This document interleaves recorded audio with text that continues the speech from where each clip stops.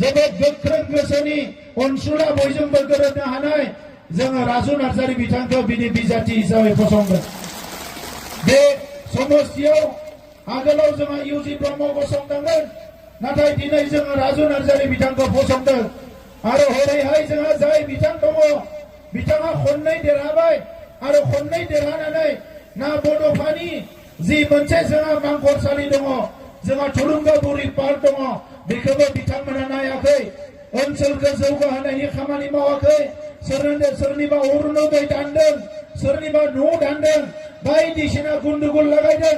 जि समाव जोङो गोरिब गुन्द्राखौ अनै अनै थांनाय 5 बोसोराव अरुणोदय होदों, बायदिसिना आसनिफोरखौ होदों। दिनै बे गोहोआ सोलायनाय लोगो लोगो बिथांमोना दानदों आरो दानदों, दानदों आरो दानदों। नाथाय बानगोनां रायजोफोर, आंबो तामुलपुरनि बिजाथि, दोलो आंखौ तामुलपुराव गसंनो थिनदों, नाथाय अलरेडि आंबो एमपि जाखाबाय। दा बे समाव बिथांमोना ना अरुणोदय दाननो हागोन, ना सोरखौबा सिगिनो हागोन।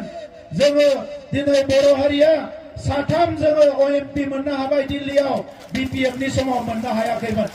बिथांमोना लकसभाखौबो 10 बोसोर सेजादोंमोन। जों सरकार फैग्रोमोना जों लकसभानि एमपिखौबो लांफिनबाय। रायजो सभायाव सासेल' मोनबाय थायोमोन, दायो जोङो 2 मोनबाय। दिनै दिल्लीयाव जोङो थांनाय बोसोराव बड'फानि मुङाव लामा गायसनबाय, बड'फानि मुसुखा गायसनबाय, बीर सिलागामनि मुङाव स्टेडियाम बानायबाय, सुजित नार्जारिनि मुङाव दिनै 40टा अडिटोरियाम बानायबाय। दिनै राजु नार्जारिया गसाइगावआव बिन्नाखातायाव अस्ताद कामिनी कुमार नार्जारि आरो नीलेश्वर ब्रह्मनि मुसुखा गायसनबाय। दिनै हारिनि खामानिखौबो जों गाराखै, ओनसोलनि खामानिखौबो गाराखै, जौगानाय खामानिखौबो गाराखै आरो बर' गोरोबथाखौ 100आव 100 खोन्दो इमप्लिमेन्ट खालामनायनि थाखाय जों खामानि मावगासिनो दङ। दिनै बिथांमोना गोनो गोथो खालामनो नागिरदों। 125 एमेन्डमेन्टआ जाया माया होनना बखिलाबायदों। बिपिएफनो नांगोन ना नाङा बेखौसो बुं, जाया मायाखौ बुंनो नाङा, नांगोन ना नाङा बेखौ बुं। दिनै 125 एमेन्डमेन्ट जानाय लोगो लोगोनो जोंनि काउन्सिलफ्रा जोबोद गोख्रों जागोन। दिल्लीनिफ्राय डाइरेक्ट फाइनेन्स फैगोन, गोसो बायदि लामा दालां दिनै जौगाहोनो हागोन।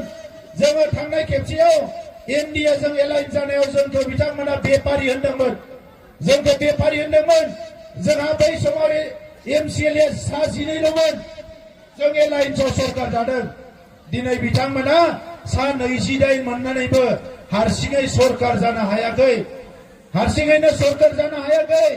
बिथांमोना एलाइन्स खालामदों आरो एलाइन्स खामसे खालामनानै राजखान्थिखौ बबे फारसेथिं लांदों नोंथांमोना नुगासिनो दङ।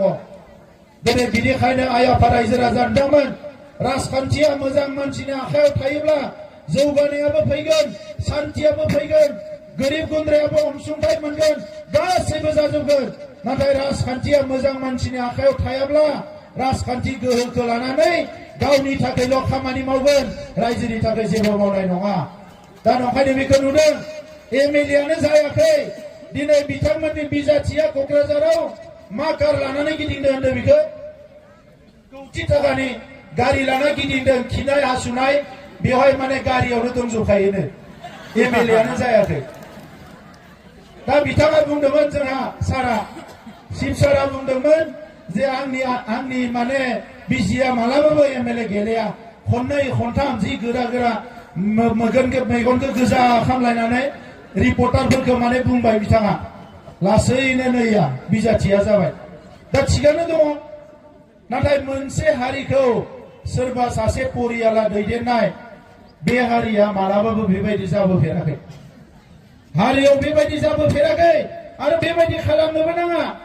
मानसि गैला नामा नोंथांमोना माने केन्डिडेट जानो थाखाय? जोंखौसो बुंदों मानसि गैया होननानै। बिथांमोना दिनै क'क्राझाराव गसंनो मानसि गैया।